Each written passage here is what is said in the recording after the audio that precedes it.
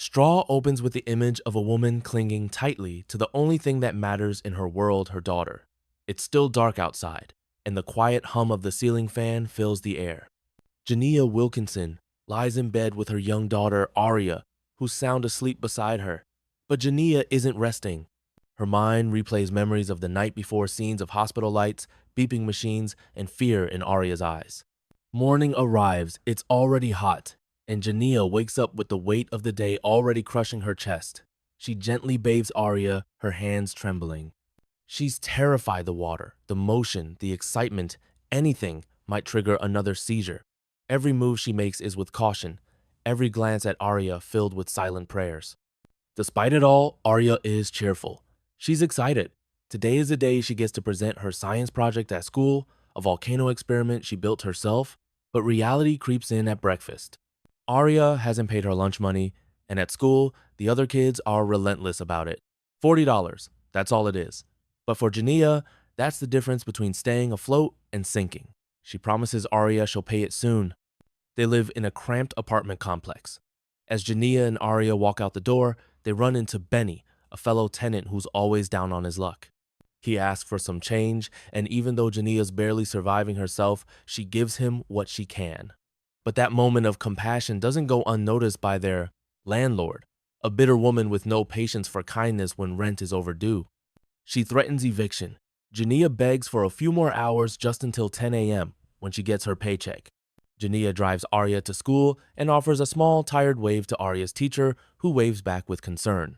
Then she races to her job at the local grocery store, where the chaos of customers, carts, and complaints waits for her like an open wound. Her manager, Richard, is already yelling. He doesn't care that she's barely clocked in. The store is packed. The energy is hostile. Jania does her best, managing WIC transactions, coupon battles, and impatient customers demanding snacks like Takis that aren't even covered. It's one thing after another. During her shift, a coworker, a friend, quietly offers her some money for Aria's medicine. Jania thanks her but gently declines. She's holding on to her dignity even if it's slipping through her fingers. Then the school calls. Aria has bruises, she hasn't eaten. Jania is immediately on the defensive. She's sick, she explains. She fell, and I'm working on the lunch money. The woman on the phone doesn't sound convinced. Jania pleads with Richard for her check and asks to leave for a bit. He's irritated but grants her 30 minutes. However, he refuses to release her paycheck, citing company policy. No exceptions.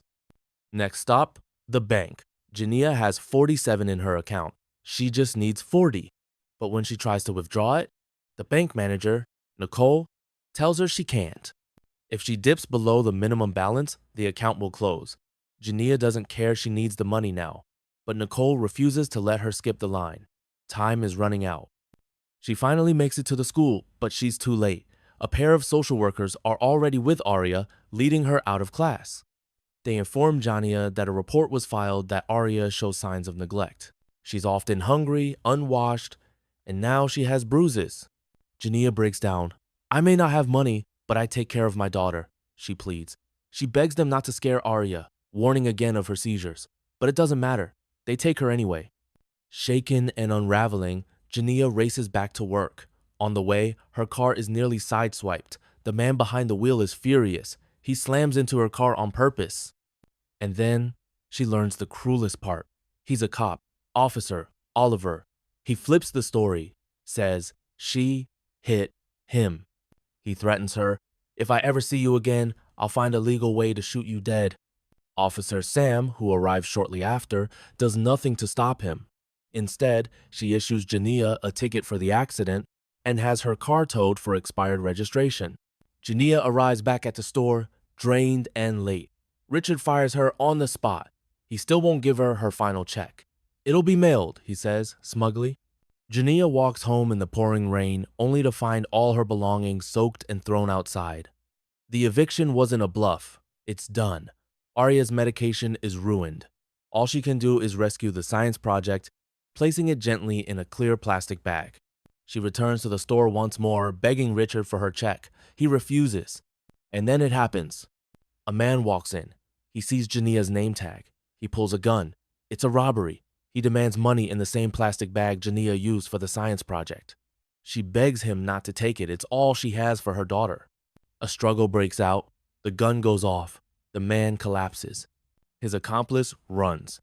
Richard is on the floor. Jania is left holding the gun. Detectives, Kay and Billy, are called to the scene. Billy suspects Jania was involved in the robbery. Kay isn't so sure. There's no cash missing. No evidence of premeditation.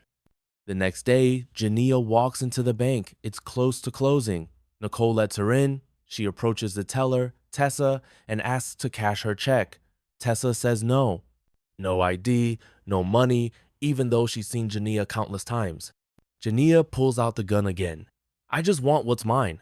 Tessa panics, presses a silent alarm. Nicole tells police over the phone that Jania has a bomb. It turns into a full-blown hostage situation. Inside, the tension builds. People are scared. Phones are buzzing. But Jania isn't threatening anyone. She just wants her $521 the check Richard refused to give her. One of the tellers, Raya, starts a TikTok live. Outside, police swarm. The building is surrounded.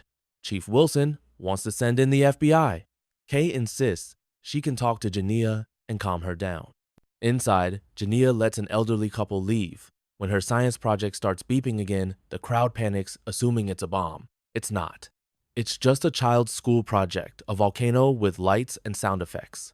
Jania tries to explain, but no one believes her. The weight of the world is suffocating her. The injustice, the heartbreak, it's too much. She confides in Nicole. She talks about being alone, about how no one ever helped. She doesn't want Arya ending up in the system. She even asks Nicole, with tears in her eyes, to take care of Arya if something happens to her. Nicole agrees. Outside, a crowd begins to gather in support of Jania. Word spreads. Her story is going viral. People chant her name. They understand. They know what it's like to break under pressure. Then, the twist.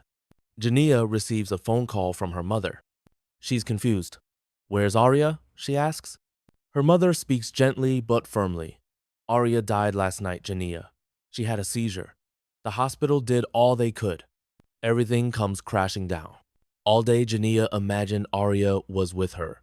The baths, the drive to school, the science project, none of it happened.